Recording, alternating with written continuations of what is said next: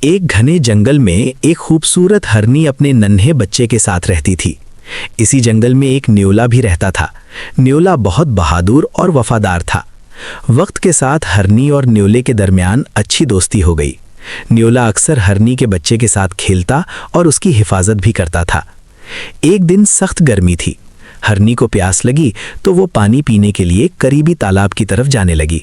جانے سے پہلے اس نے نیولے سے کہا، دوست میں پانی پینے جا رہی ہوں، تم ذرا میرے بچے کا خیال رکھنا۔ نیولے نے فوراً جواب دیا، فکر نہ کرو، جب تک میں یہاں ہوں تمہارے بچے کو کوئی نقصان نہیں پہنچے گا۔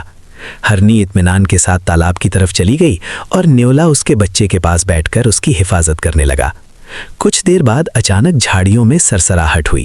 ایک خطرناک سانپ آہستہ آہستہ رینگتا ہوا ہرنی کے بچے کی طرف پڑنے لگا۔ نیولے نے جیسے ہی سانپ کو دیکھا تو فوراً سمجھ گیا کہ اگر اس نے کچھ نہ کیا تو سانپ بچے کو نقصان پہنچا سکتا ہے۔ نیولا فوراً سانپ پر جھپٹ پڑا۔ دونوں کے درمیان سخت لڑائی شروع ہو گئی۔ سانپ بار بار حملہ کرتا اور نیولا بڑی بہادری سے اس کا مقابلہ کرتا رہا۔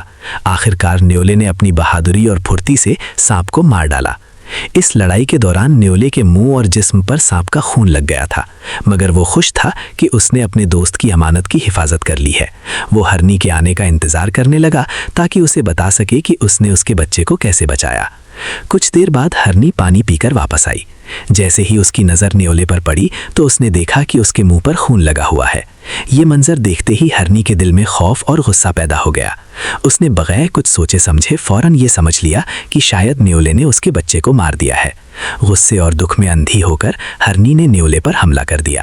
بیچارہ نیولا جو اس کا وفادار دوست تھا، ہرنی کے اچانک حملے سے زخمی ہو کر زمین پر گر گیا اور تھوڑی ہی دیر میں مر گیا۔ جب ہرنی اپنے بچے کے پاس پہنچی تو اس نے دیکھا کہ اس کا بچہ بالکل صحیح سلامت ہے اور قریب ہی ایک مردہ سانپ پڑا ہوا ہے۔ یہ دیکھ کر ہرنی کو ساری حقیقت سمجھ آ گئی۔ اسے معلوم ہو گیا کہ نیولے نے دراصل اس کے بچے کو بچانے کے لیے اپنی جان خطرے میں ڈال کر سانپ سے لڑائی کی تھی۔ یہ سوچ کر ہرنی کو اپنی جلد بازی اور غصے پر بہت افسوس ہوا۔ وہ نیولے کے پاس گئی مگر اب بہت دیر ہو چکی تھی۔ اس کا وفادار دوست ہمیشہ کے لیے دنیا سے جا چکا تھا۔